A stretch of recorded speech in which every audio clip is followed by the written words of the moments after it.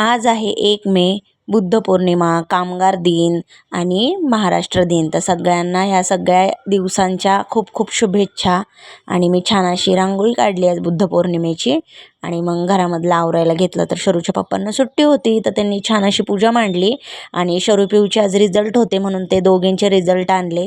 दोघी पास झाल्या. शरू 4थीत गेली, पिहू 1लीत गेली आणि त्या पेढे वाटायला गेल्या. नंतर मी खीरसाठी असं सगळं सामान घेतलं होतं. तर मी गव्हाची खीर करत होते. तर सुरुवातीपासून मी कशी केली आहे काय, तर मी यूट्यूबला ह्याचा मोठा व्हिडिओ टाकलेला आहे, तर नक्की जाऊन बघा. तर ही गव्हाची खीर खूप छान लागती आणि मी बुद्ध पौर्णिमेला अशी खीर नेहमी करते. आणि नंतर मग मी खीर माझ्या शेजारच्यांना वाटली थोडी थोडी सगळ्यांना. आणि आमच्या नणंदबाई आल्या होत्या आज, म्हणजे शरूची आत्या. तर त्या आमच्यासाठी असा मसाला, पोळ्या आणि नाही का कुरडई, पापड, शरू पिऊसाठी गुलाबजाम घेऊन आल्या त्या. नंतर त्या गेल्या त्यांच्या घरी आणि आम्ही निघालो आहे दापोडीला बुद्ध विहारामध्ये जाण्यासाठी.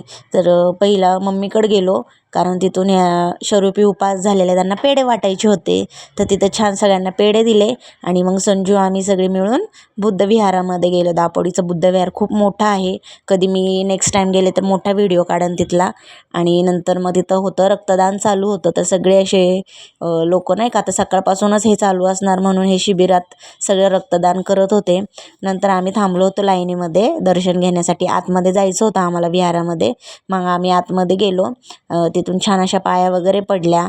नंतर तिथं आम्ही बाहेर आलो. बाहेर पण डॉक्टर बाबासाहेब आंबेडकरांचा छान मोठा पुतळा आहे तिथं.